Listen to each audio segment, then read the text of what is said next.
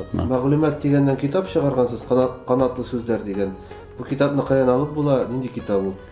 Безнең татар кешеләре шундый кызык бит ул. Илгизар Гыйзатуллин дигән абзый Мизаләдән пединст бетергән дә Казанда. Укытырга җибәргәннәр Бәләбәй колледжына, педучилищега. 55 ел шунда укыткан ул. Һәм ул беренче татар канатлы сүзләр төзлеген төзегән. Берничә ел күтәреп килде ул миңа татар конгрессына. Кырлаты фраза инде. Төрки халыкларда андый сүзлек юк иде. Миңа бераз ярдәм итеп элек чыгарган иде аны. Шуннан соң улус хисабына әзгенә Тоймазга барып та чыгаргалады. Менә шул сүзлек бу. Андрей Казнасы муланда. Тукай сүзләреннән афоризмы шундый бу байлык. Менә шуны без чыгардык, аны мәдәният министрлыгы китапханәләренә чыгарды һәм сатуда юк. Шулай да кирәкле кешегә булсын дип без аны үзебезнең хисапка чыгардык та мин аларның татар китабы сатылган кибетләргә куйдырттым. Кирәк булса татар конгрессына киләсез дә сорыйсыз яки соратып аласыз үзегезнең һәр татар гаиләсенең өендә өстәлендә тора торган. Чөнки шушы канатлы сүзләрне кыстырып сөйләсәң син менә дигән мәдәни кеше, мәгърифәтле оратор, укытучы буласың, профессор буласың татарча, артист буласың. Ул сүзләрнең мәгънәсен аңлап, кемнең кайчан әйткәнен белеп, һәм кайсы урында нинди цитатада кулланганын карасаң, һәм аның шушы җирләрен белгәч, синең инде бу татарча югары белем алу дәреслеге. Шуңа күрә без аны шулай кыен булса да татар милләтен яраткан кешеләр мәхрүм калмасын дип пока чыгардык. Ул таралгач бәлки тагы чыгарыбыз без аны. Менә монда ачтым да 161 бит Хуҗа Насретдин дигән килеп чыкты. Бу бит инде фольклор, Хуҗа Насретдин. Нәкый Сәнбәткә бит хәзер аның тирәсендә бик каты русча әйткәндә шумиха бара. Тикшерү. Нәкый Сәнбәт менә кыска гына әйткәндә сез ничек бәяләрегез бу ситуацияны? Нәкый Сәнбәтнең иҗаты, тормышы, фидакарлыгы шундый.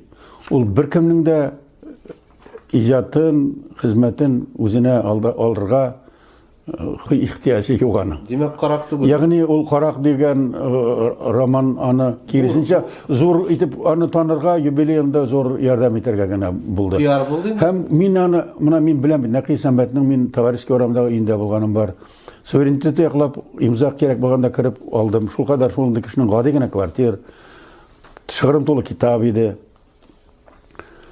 Мин аны беләм. Ләкин хәзер менә шушы janjal чыкканнан соң ул турыда, аның турында чыккан мәгълүматлар күренгәч, иҗаты турында чыннан да Нәкый Сәнбәт кебек зур шәхес, андый талантлы шәхес, Тукайга ярашырлык, чагыштырырлык иҗат булган икән, алай ук дип уйламаган идем. Ләкин Нәкый Сәнбәткә ярдәм булды ул, менә шундый яктан булса да. Шуңа күрә Нәкый Сәнбәт, Әмирхан Еникиевме, башка классиклармы, Фатих Әмирханмы, Каюм Насыримы, Шәриф Камалмы, башкалармы, без аларын беләбезме соң? Без бит балаларыбызга шуларны алып, аларның күбесенең интернетта да иҗаты бар инде.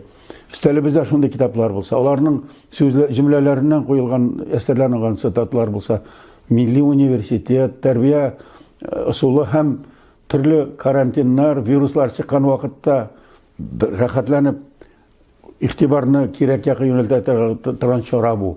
Гомумән уйлыйм, шундый бәла каза килгәндә таянырга кирәк милләтеңнең мәдәниятенә, рухиятенә, әдәбиятенә, талантлы шәхесләренә. Монда теге мәктәп программасында цензура күп, анда Ронадан киләләр, директор тутырта, министрлык тутырта. Ә монда без үзебезнең гаиләбезне, кардәшләребезне, дусларыбызны, яраткан егет-кызларыбызны өйрәтә алабыз.